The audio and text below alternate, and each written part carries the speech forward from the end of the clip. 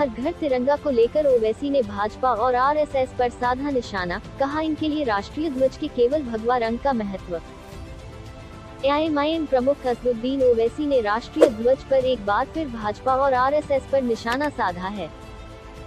उन्होंने एक ट्वीट के जरिए तिरंगे पर आरएसएस के विचारों को लेकर पीएम मोदी से सफाई मांगी है।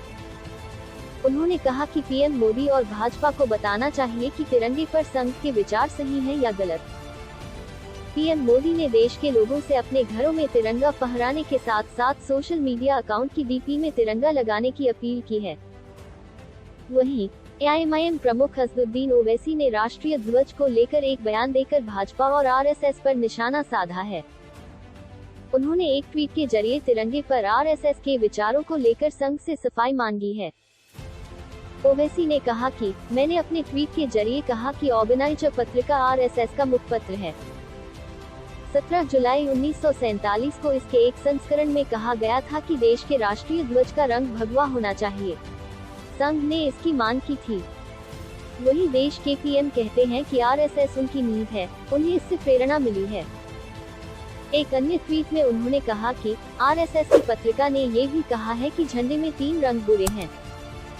प्रधानमंत्री और भाजपा को बताना चाहिए कि उन्होंने जो कहा है वह सही है या गलत, ये उन्हें स्पष्ट करना चाहिए। ये कोई पहली बार नहीं है जब ओवैसी ने तिरंगे के मुद्दे पर संघ को घेरने का प्रयास किया हो, वे पहले भी ऐसा करते रहे हैं।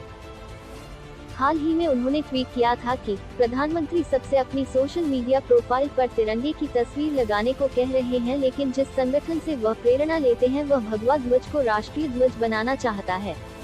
हमने ये कहा है हमारे ट्वीट के जरिए कि ऑर्गेनाइजर मैगजीन जो है वो आरएसएस का एक माउथपीस है।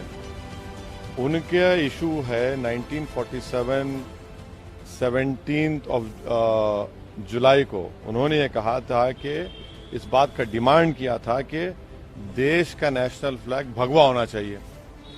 जब आरएसएस का माउथपीस ये कह रहा है और देश के प्रधानमंत्री कहते हैं कि आरएसएस उनका फाउंडेशन है, उनको उनसे इंस्पिरेशन मिला, प्रधानमंत्री को बताना चाहिए। और एक बात, वही ऑर्गेनाइजर मैगजीन ने 14 अगस्त 1947 को अपने मैगजीन में ऑर्गेनाइजर ने लिखा कि जो 3 रंग है हमारे नेशनल फ्लैग में, उन्होंने कहा कि ईवल है वो। तो प्रधानमंत्री को और भाजपा को बताना चाहिए ये इन्होंने जो कहा है वो सही है या गलत है। ये हमारा सवाल। आरएसएस को लेकर कह दी ये बात।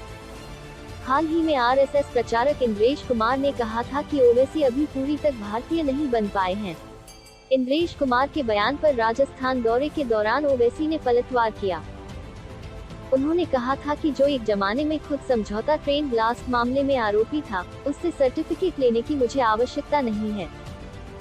उन्होंने कहा कि राष्ट्रीय स्वयंसेवक संघ में कौन सी प्रार्थना बोली जाती है। संघ की शाखाओं में शपथ संविधान पर ली जाती है या किसी और पर, यह भी जनता के सामने रखना चाहिए। सरकार कर रही तैयारी। 15 अगस्त 2022 को देश की आजादी के 75 साल पूरे होने जा रहे हैं। इस खुशी में स्वतंत्रता दिवस को खास बनाने की तैयारी की जा रही है। सरकार ने हर घर में तिरंगा अभियान शुरू करने की योजना बनाई है।